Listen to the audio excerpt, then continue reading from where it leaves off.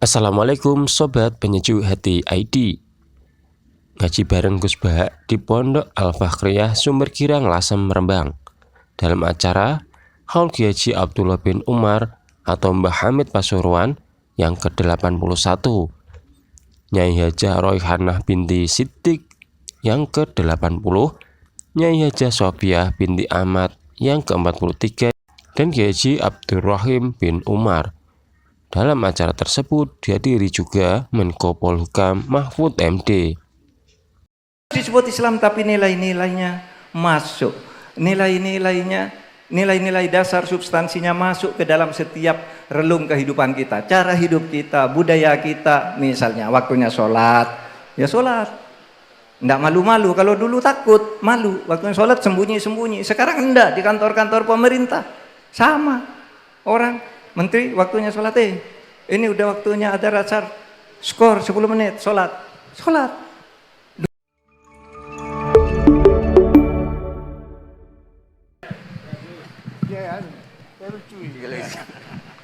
Assalamualaikum warahmatullahi wabarakatuh. Bismillahirrahmanirrahim. Rabbi shrah li sadri wa yassir li amri wahlul 'uqdatam min lisani.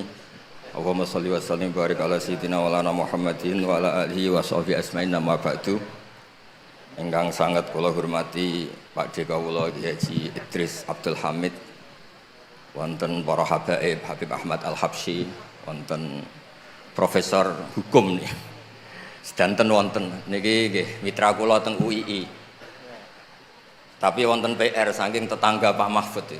Kalau ada tanah cekungan terus diisi tanah, itu dipakai sama orang Madura. Ketika ditanya sama yang punya, ini tanah saya, yang tanah kamu di bawah, yang atas tanah saya. Itu mohon dijawab oleh pakar-pakar fikih maupun pakar-pakar hukum itu. Jadi kalau ada cekungan dibruk, kemudian tetangga Pak Mahfud pakai, itu milik siapa? Yang atas tanah saya, yang tanah bapak di bawah. Itu PR untuk seorang profesor, itu juga PR saya sebagai ahli fikih. Itu saya pernah ditanya gitu orang Madura, saya bilang kamu gak butuh jawaban kan, butuh pengakuan kata saya. Ini dulu Pak Mahfud besar itu karena jadi menteri pertahanan kata Gus Dur, lama-lama jadi pertahanan. Ini gue nanya Pak Mahfud. Jadi ini rileks saja. Tadi saya ini kagum sama Mbak Idris sama Habib Ahmad. Dulu itu saya punya teman kiai Habib Ahmad, itu saking lamanya ngempet ingin wayoh, itu pas nikahkan santrinya bukan bilang angkah tuh kata Bikobil tuh nikah. Jadi untuk tidak salah itu ternyata karena nganten putrinya tuh cantik langsung bilang Kobil tuh nikah. Kalau pas jelek bener. Jangan-jangan pengalaman pribadi. Terus niki keluarga sedanten Mahfud. Jadi dulu Pak Hamid lahirnya di dalam ini Kiai Hamid.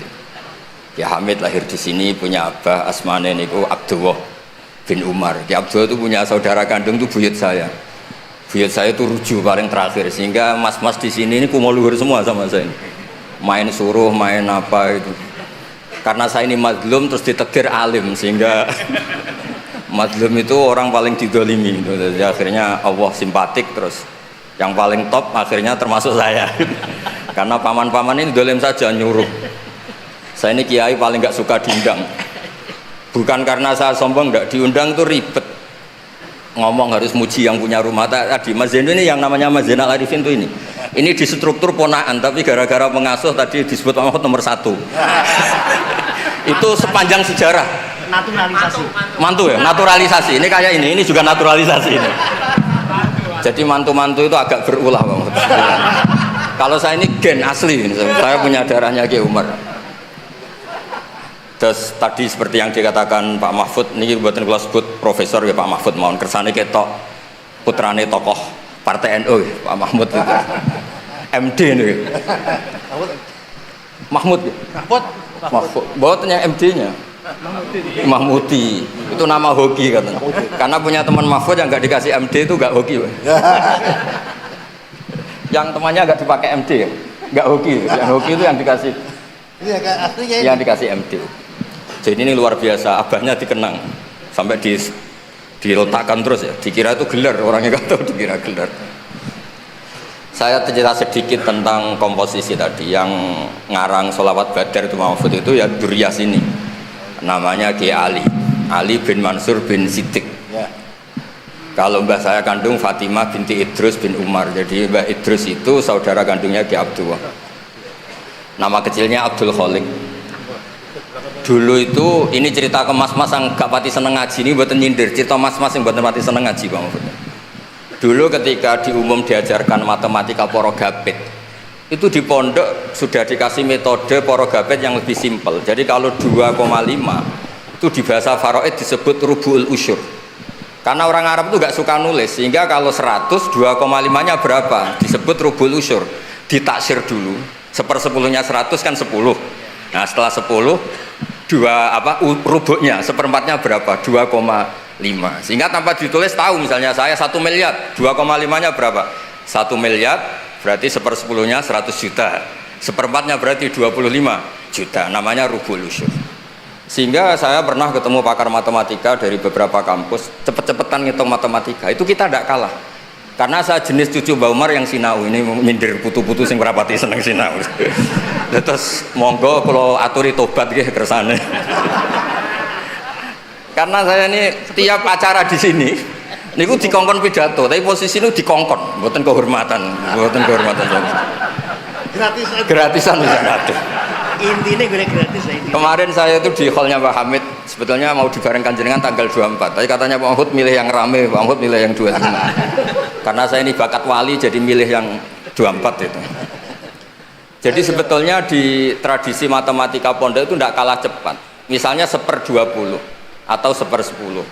Misalnya zakatnya zuhur itu disebut usyur au nisful usyur. Jadi kalau kita punya aset 100, usurnya 10. Kalau nisful usyur berarti 5. Nah, ketika di kampus diajarkan itu 1/20, santri bingung, mereka mikir porogapit. Sebetulnya itu usyur atau nisful usyur. Lah nggih, monggo para putu niki sinau malih nggih niki putu-putu kok. Aja diundang Gus tok gratisan cucap-cucup. Niki Mas Arwani nggih Mas kula, tapi ngajine kados khatam kula. Mulane terus DPR mbak-mbak. Nggih riyen nggih hafal Quran duka sakniki mboten ngertos. Nggih mugi-mugi terus deres. Penghina itu namanya ya. Waduh. Nak madlum kok barokah Mas. Dan mau didongakno Pak Mahfud. Terus di sini keluarga semua Pak Mahfud. Tadi jenengan pun ngetikan serius, sekolah bagian guyon Pak.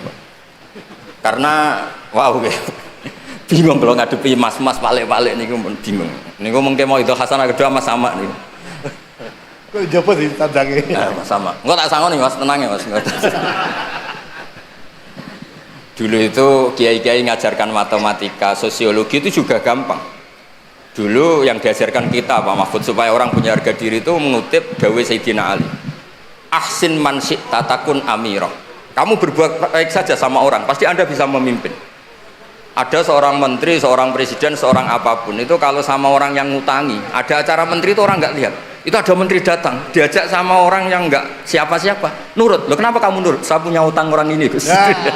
Jadi ahsin man syi'ta takun amirah. Terus wastahni amman syi'ta takun nadhirah. Dan kamu tidak usah butuh orang lain, maka kamu setara. Itu kenapa para kiai-kiai yang masih megang ini ketika kenal orang kaya, kenal pejabat biasa saja, karena sekali butuh, wah masalah ini. Jadi wastahni amman syi'ta takun nadhirah. Terus terakhir wahtas ila man syi'ta takun asirah. Dan silahkan kamu butuh orang lain, maka kamu akan menjadi tawanan orang itu. Sehingga di tradisi kiai itu meskipun orang paling miskin pun itu punya harga diri karena tidak punya utang. Wastahni amman syi'ta takun nadhirah. Kamu tidak bisa butuh orang lain, pasti kamu setara. Kalau kalian Mas Sama ini kalah, ngundang Mas, yang mbak Kiai Behi keren, putu Mbah Hamid, sering neror kulo ini putune wali, Mbah Hamid dulure mbahku paling pada waline. Terus ojo saingan Mbah, saiki saingan putu. Ya cocok, saingan putu lah ya. Saingan.